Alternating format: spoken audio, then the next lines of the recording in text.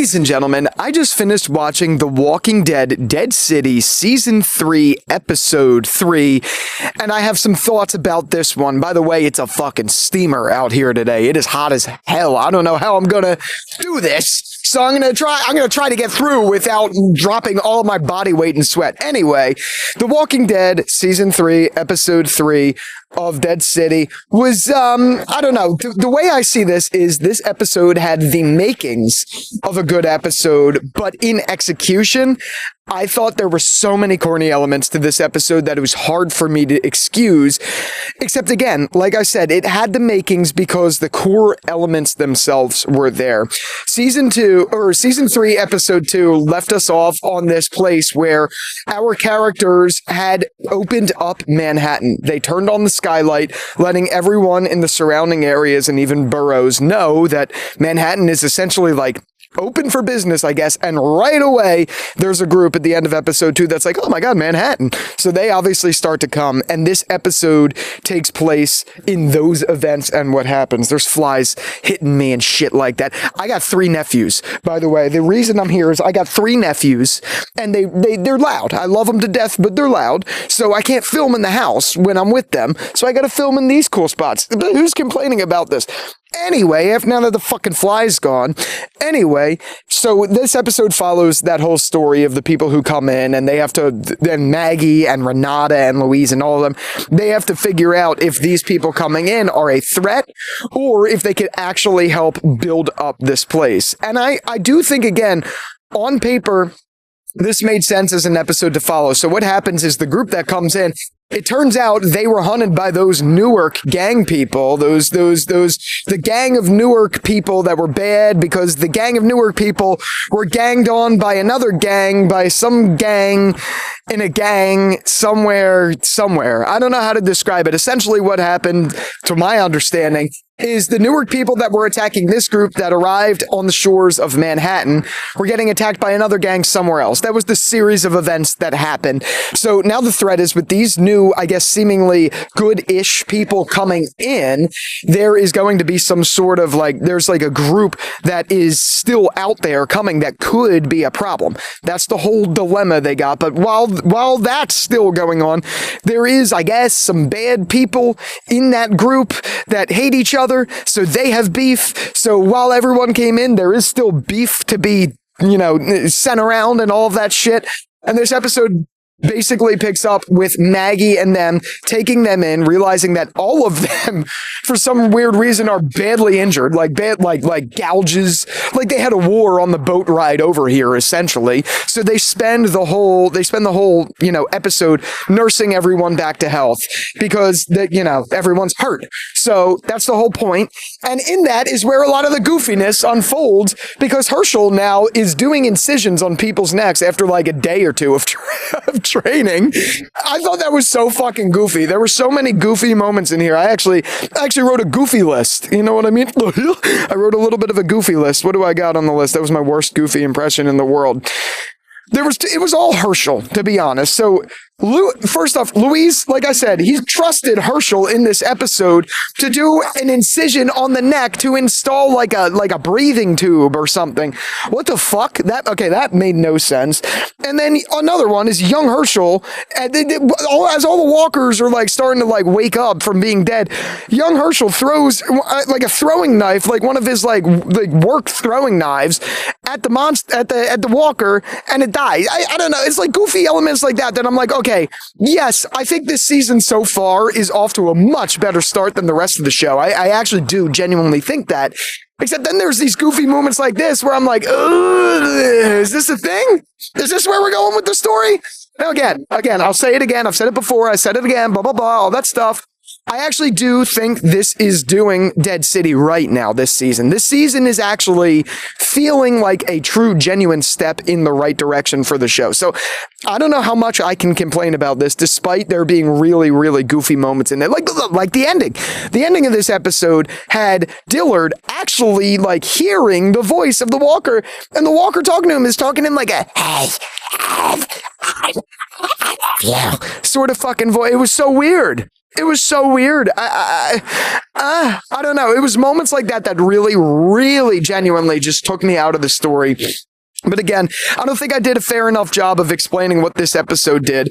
As I said, this episode centers around the people who came from Newark, who were in that fight with the Newark gang, coming into Manhattan, and how Maggie, Renata, Louise, and Negan are going to handle that, because obviously they opened their doors to letting people come in and letting them know where they are.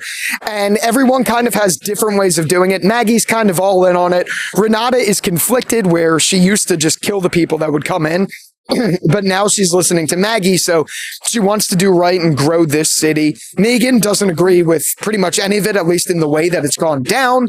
So that's his whole thing. And Louise is just not a fan of it at all. He even says it to Maggie. He's like, I'm not a fan of all this. And I do like that it's not like everyone is just instantaneously on board with this goofy decision, because we have everyone kind of explaining their sides of it. That I think is good writing. I think there's examples of really bad writing in this season, but I think that's an example of when actually the writing kind of services the story pretty well. So that's all going on. Everyone has their own different opinions on what is happening in that regard. And as chaos ensues, as they have to battle this decision, the patients that they started to save, some of them end up turning into walkers, but the hospital, as this is going on, is not equipped, and they don't have enough bodies for the methane. I guess these bodies run out like this because they are just out of bodies already.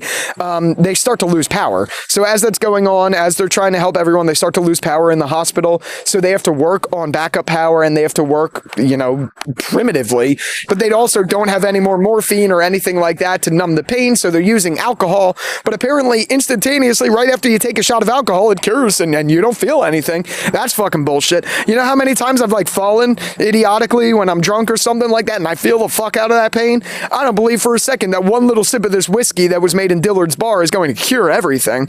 So after all that goes on, chaos ensues, a fire breaks out, and Hershel throws the fucking throwing knife and all of that. Everyone just turns out kind of okay. They lose some people along the way. And after that, Renata has this conversation. She's like, well, not everyone's going to be on the same page and all of that stuff. So she unites everyone in Central Park and basically is like, all right, you guys could squash your beefs, your internal beefs or whatever, or you could come help, farm Central Park. So they end up all doing it except for the two leaders, because the two leaders can't get over their shit. So they end up back in the hospital.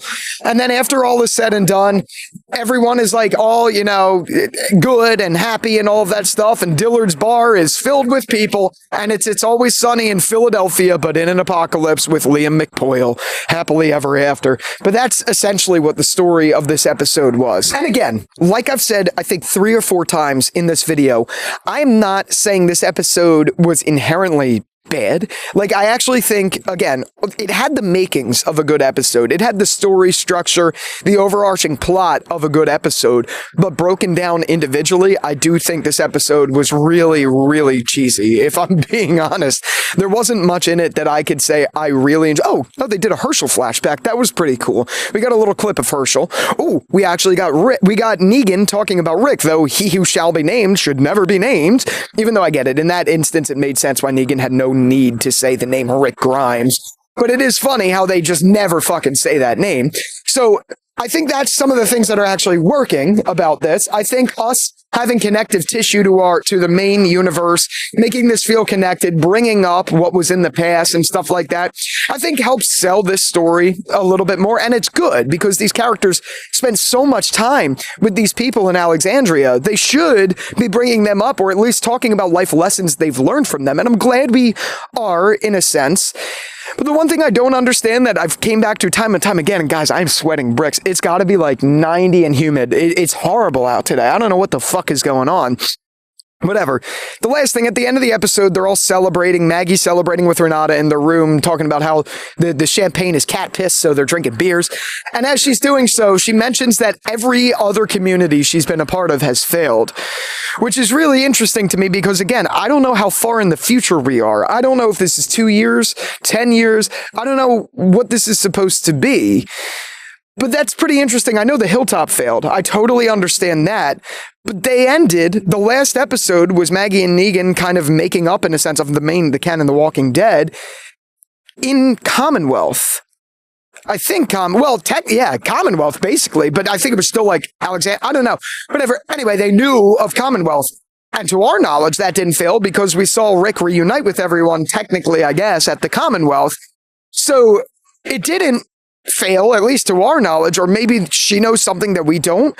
But I do think it's interesting that our character seems to forget that the Commonwealth was there, and we don't get any mention of it, or why, or rhyme or reason, or anything like that.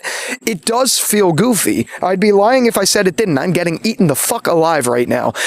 I'd be surprised. I don't know. I guess the overall point I'm trying to make is that didn't make any sense to me. Why not at least talk about it a little bit? Whatever. I don't know. I guess, like that we're seeing Dillard actually turn a corner in this episode, and he's slowly starting to, come to our side. But then at the end of the episode, that cheesy ass conversation with the Walker, that's some like B-movie bullshit. That was horrible. That was so weird.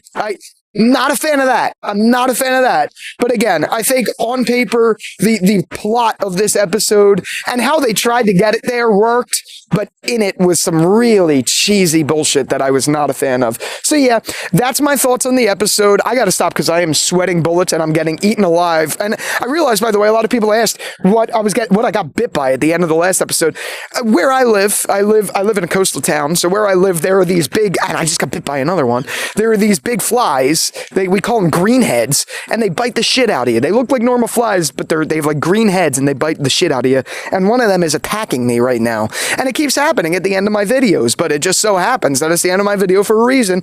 I gotta go tend to these fucking things, and I gotta go. Let me know your thoughts on the episode. I shouldn't be filming here, but I gotta know where to film when I'm down here. So anyway, let me know your thoughts, and with all that out of the way, thank you again so much for watching this video, and until the next one, I'll talk to you later. Peace out.